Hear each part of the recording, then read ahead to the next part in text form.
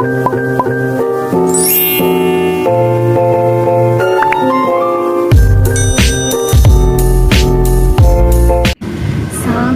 warahmatullahi wabarakatuh. Salam sejahtera bagi kita semua. Perkenalkan, nama saya Fadi Duyarti. Saya dari Prodi Ilmu Komunikasi Institut Manajemen Media Indonesia. Di sini saya akan menjelaskan materi tentang etika, filsafat, dan komunikasi. Materi pertama, pengertian etika. Secara etimologi, etika berasal dari bahasa Yunani yaitu ethos yang berarti tempat tinggal, padang rumput, kebiasaan, adat, akhlak, dan cara berpikir. Secara istilah filsafat, etika adalah ilmu yang mempelajari tentang adat kebiasaan. Etika dibedakan dalam 3 pokok. Yang pertama, ilmu tentang apa yang baik dan kewajiban moral. Kedua, kumpulan asas atau nilai yang berkenaan dengan akhlak. Dan yang ketiga, nilai mengenai benar dan salah yang dianut suatu golongan atau masyarakat. Dan yang kedua, hubungan etika dan filsafat. Menurut Sidney Hook, filsafat ialah mencari kebenaran, suatu persoalan nilai-nilai dan pertimbangan nilai untuk melaksanakan hubungan-hubungan kemanusiaan secara benar dan juga berbagai pengetahuan tentang apa yang buruk atau baik untuk memutuskan seseorang harus memilih atau bertindak dalam kehidupannya. Nah, jadi hubungan antara filsafat dan etika ialah sama-sama membahas tentang perilaku atau tindakan manusia. Menurut Florence Coulton, manusia itu berhubungan dengan alam atau lingkungan fisik. Yang kedua, manusia menilai sifat atau hakikat manusia sebagai baik atau campuran antara baik dan buruk. Dan yang ketiga, manusia hendaknya bercermin pada masa lalu, masa kini, dan masa yang akan datang.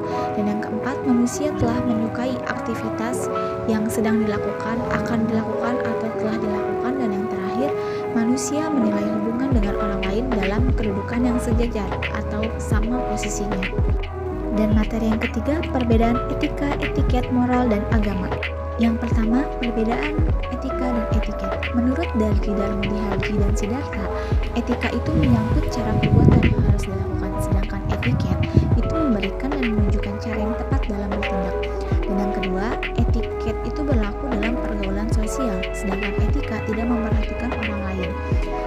Yang ketiga, etiket itu bersifat relatif dan sedangkan etika itu lebih bersifat mutlak.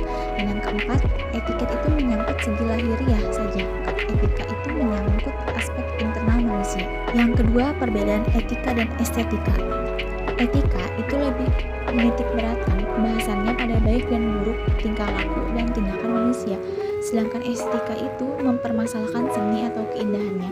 Dan yang kedua, etika itu berkaitan yang menjadi dasar bahwa tindakan manusia baik buruknya atau benar dan salahnya. Sedangkan estetika itu dilihat dari estetika deskriptif atau menjelaskan dan melukiskan fenomena keindahan. Estetika normatif itu menyelidiki hakikat, dasar, dan ukuran keindahan. Etika itu juga dilihat menjadi fokus perhatian. Dan sedangkan estetika itu berkaitan dengan imitasi atau reproduksi nilai seni.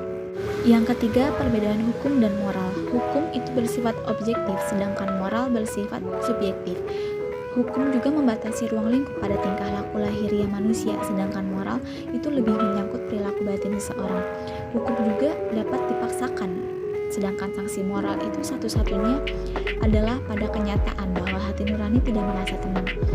Hukum didasarkan pada kehendak masyarakat, sedangkan moral tidak dapat diubah oleh masyarakat.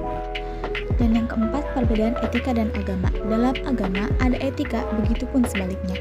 Agama juga merupakan salah satu norma dalam etika. Keduanya sangat berkaitan, namun terpisahkan secara teoritisnya. Yang pertama itu etika mendasarkan diri pada argumentasi rasional, sedangkan agama menuntut seseorang mendasarkan diri pada Tuhan dan ajaran agama. Selanjutnya, perbedaan etika dan moral. Etika itu lebih condong ke arah ilmu tentang baik atau buruknya, sedangkan moralitas adalah sifat moral atau keseluruhan asas, dana, atau nilai yang berkenaan dengan baik buruk. Materi yang keempat, unsur pokok dalam etika. Unsur pokok yang pertama yaitu kebebasan. Etika menjadi bersifat rasional karena etika selalu mengandalkan kebebasan. Yang kedua, tanggung jawab. Berarti bahwa orang tidak boleh mengelak bila dimintai penjelasan tentang perbuatannya. Yang ketiga adalah hati nurani, adalah penghayatan tentang nilai baik dan buruk berhubungan dengan situasi konkret. Dan yang terakhir, prinsip-prinsip moral dasar, yaitu beberapa tataran yang perlu diketahui untuk memosisikan tindakan individu dalam rangka nilai moral tertentu. Dan materi yang kelima yaitu beberapa isme dalam etika. Menurut Darji Darmudi Harji dan Siddhartha, isme dalam etika itu ada 4. Yang pertama ada egoisme, yang kedua ada deontologisme, yang ketiga ada utilitarianisme, dan yang keempat ada pragmatisme. Materi yang terakhir yaitu etika komunikasi. Komunikasi sangat penting dalam segala hal. Nah, etika komunikasi mencoba mengkolaborasi standar etis yang digunakan oleh komunikator dan komunikan. Dan ada 7 perspektif etika komunikasi yang bisa dilihat. Yang pertama ada perspektif politik, yang kedua ada perspektif sifat manusia, yang ketiga ada perspektif dialogis, yang keempat ada perspektif situasional, yang kelima ada perspektif religius, yang keenam ada perspektif utilitarian, yang keenam ada perspektif legal.